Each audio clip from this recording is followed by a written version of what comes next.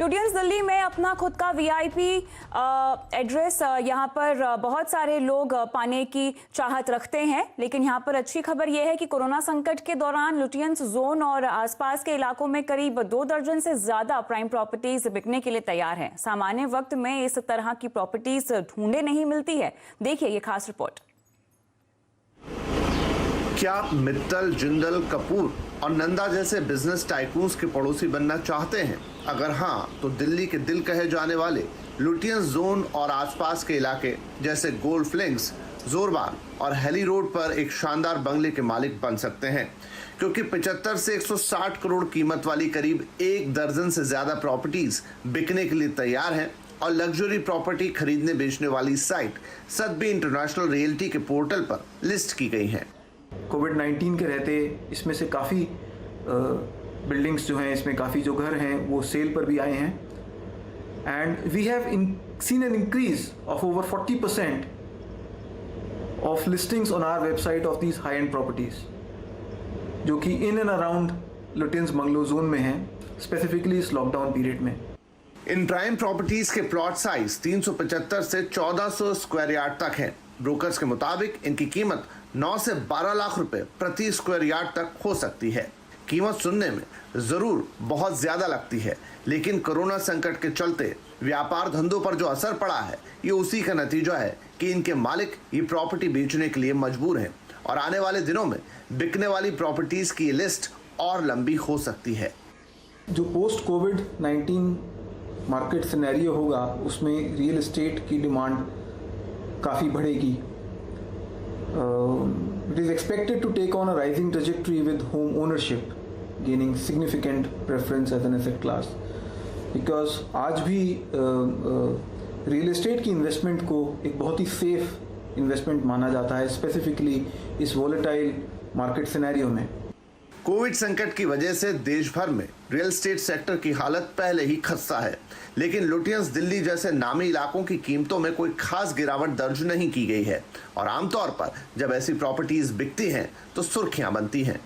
Lutyens Delhi के इन इलाकों में बड़े बड़े पूंजीपतियों, उद्योगपतियों और धन्ना सेठों के बंगलोज हैं।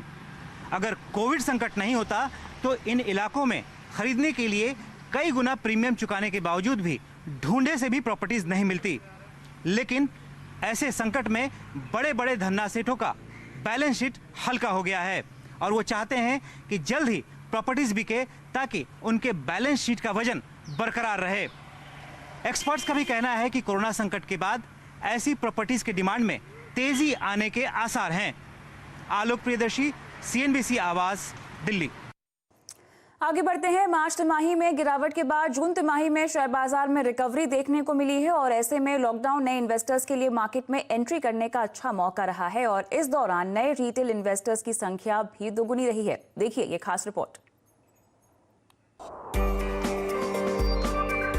लॉकडाउन के दौरान शेयर मार्केट निवेशकों की पहली पसंद रहा। आंकड़ों के अनुसार लॉकडाउन के महीनों में रिटेल इन्वेस्टर्स की संख्या दोगुनी हुई।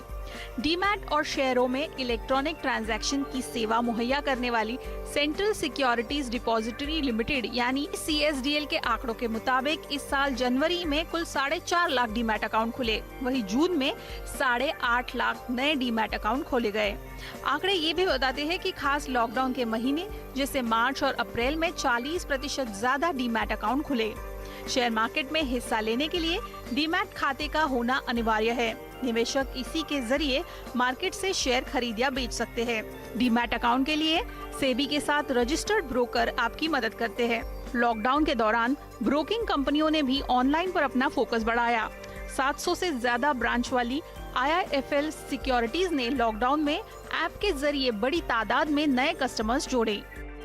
ऑनलाइन अकाउंट खोलने में ट्रांसपेरेंसी रहती है, समय भी कम लगता है और पेपर वर्क भी कम होता है। आज डिस्काउंट ब्रोकर के कंपेयर में हमारे पास ज़्यादा एक्सपीरियंस है, हमारे पास एडवांस रिसर्च है और एडवाइजरी सर्विसेज भी है। इस लॉकडाउन ने हमें ये सिखाया है कि अगर यूज़र फ्रेंडली टेक्नोलॉजी को हम इंटीग्रेट कर दें तो हम किसी भी प्रकार का मार्केट शेयर कैप्चर कर सकते हैं। एडलवाइस ग्रुप ने अपनी ऑनलाइन अकाउंट ओपनिंग में इस दौरान 50% का उछाल देखा है।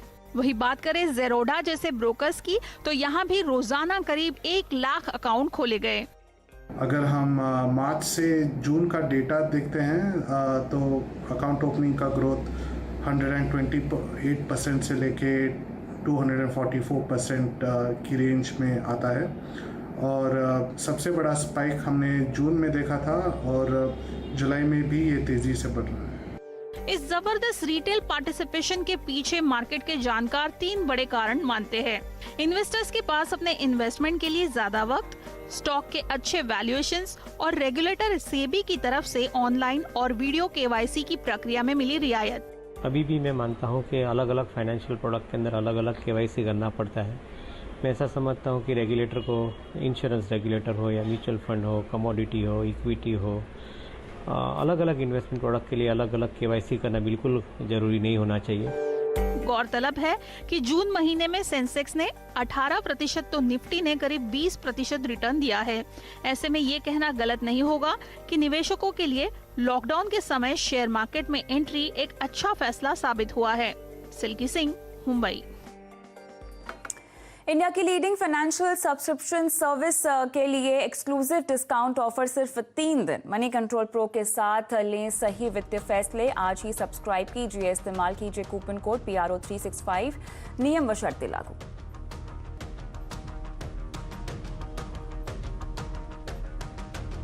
चलिए, इसी के साथ आवाज समाचार में इतना ही, लेकिन तमाम खबरों की अपडेट के लिए CNBC आवाज के साथ ही रहिए, ट्विटर, फेसबुक और यूट्यूब के जरिए। नमस्कार।